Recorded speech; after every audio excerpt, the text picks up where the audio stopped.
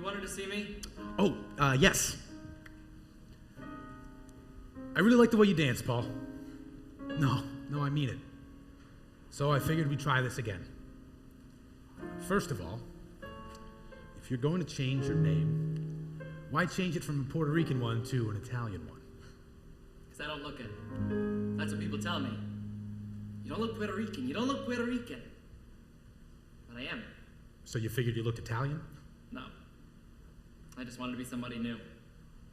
Why'd you want to be somebody new? I'm not exactly proud of my past. Well, who is, Paul? But that's what that word means. Past. Look, that might be easy for you to say. Oh, wait a minute, look. What made you start dancing? Your parents? No. What do Puerto Ricans know about the theater? I mean, now they have Channel 47, but then they didn't have anything. My father loved old movies. He used to take us all the time. He worked nights and he would bring us down to 42nd Street and we would go into one movie and into another and another. I don't know why, but I always loved musicals. How old were you?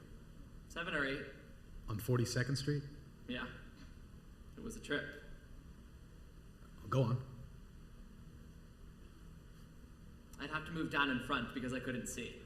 I wear contact lenses now, but I'd move down in front and these strange men would come sit beside me and play with me. I never told anyone. I never told anyone because I guess it didn't matter. Why didn't it matter?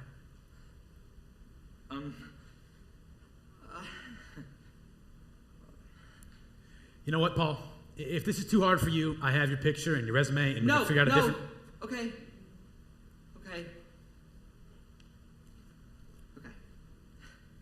From seeing all those movie musicals, I used to dance around on the street, and I would get caught all the time. God, was it embarrassing. I was always being Sid Charisse, always. Which I don't really understand, because I always wanted to be an actor. I mean, I really wanted to perform. Once my cousin said to me, "You'll never be an actor." And I knew she was saying this because I was such a sissy. I mean, I was terribly effeminate. I always knew I was gay, but that didn't bother me.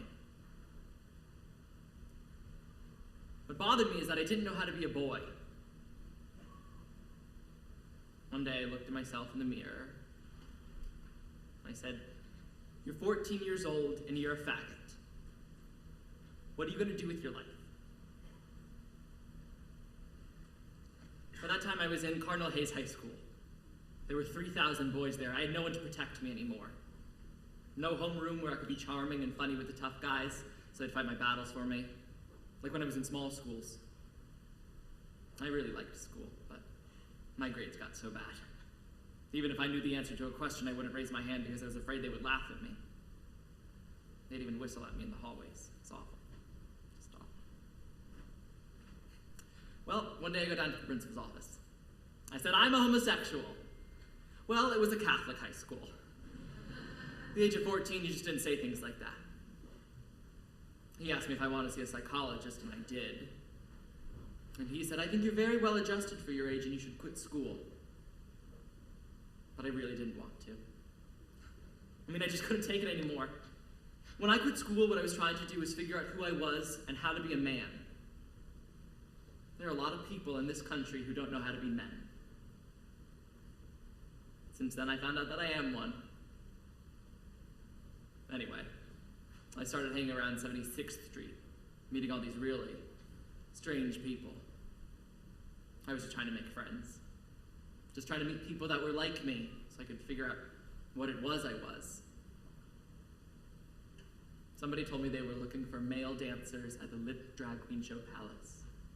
So I go down to audition. Now, from all those years of pretending I was Sid Charisse, I had this fabulous extension. I mean, I could turn anything my first audition. They say to me, "You're too short to be a boy. Would you like to be a pony?" I said, "What's that?" They said, "A girl." What do I have to do? "Show us your legs." "But I have hair on my legs." "That's okay. Come on upstairs." So I went. They hiked up my dungarees and put on a pair of nylon stockings and high heels. It was freaky. It was incredible. They brought me back downstairs and said, "Oh, you have wonderful legs." I said, "Really? Terrific." It's so strange thinking about all of this. I mean, it was a lifetime ago. I was just past 16. Anyway, there was this thing of me trying to hide it from my parents. That was something. Because I had to buy all this stuff, like earrings, makeup, shoes to rehearse in. I would hide it all from my mother, and she would find it. But I told her there was a girl in the show, and she didn't want her mother to know what she was doing, so I was holding on to the stuff for her. She believed me. Well, I was finally in show business. It was the asshole of show business, but a job. Nothing to brag about. I had friends, but after a while, it became so demeaning. Nobody at the palace had any dignity. Most of them considered themselves freaks and were ashamed of themselves. I don't know if it was a lack of dignity that got to me, but I left. Oh, I wandled around for a while. I worked as an office boy, a waiter. But without an education, you can't get a good job. So when the palace called me and asked if I would come back, I had to go. We were down at the Apollo Theater on 125th Street doing 4 shows a day with a movie. It was really tacky. The show was moving to Chicago, and my parents wanted to come to the theater, drop off my luggage, and say goodbye. We were doing this Oriental number, and I looked like Anime Wong. I mean, I had these great big chrysanthemums on either side of my head and this huge headdress with gold balls hanging all over it. I was coming down the stairs, and who should I see at the stage door?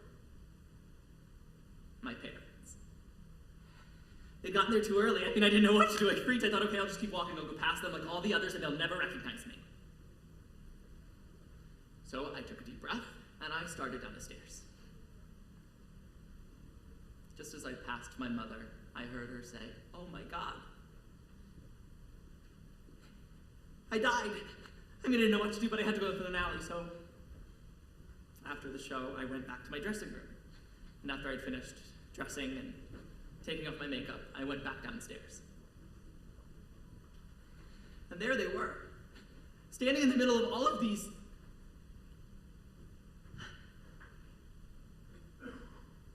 All they said to me was, "Please write. Make sure you eat. And take care of yourself." Just as my father left, he turned to the producer and said, "Please take care of my son." That was the first time he ever called me that.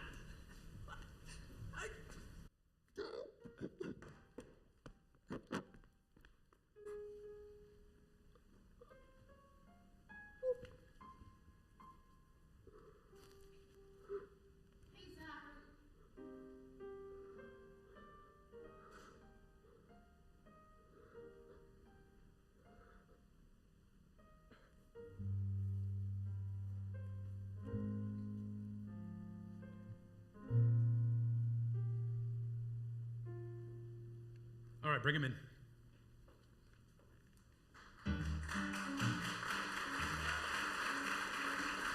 Hey guys, welcome back to Dance Club Backstage, the chorus line with Ryan James Ball. Thank you so much for coming back for episode 5. I know I promised this video on Sunday, but it was impossible.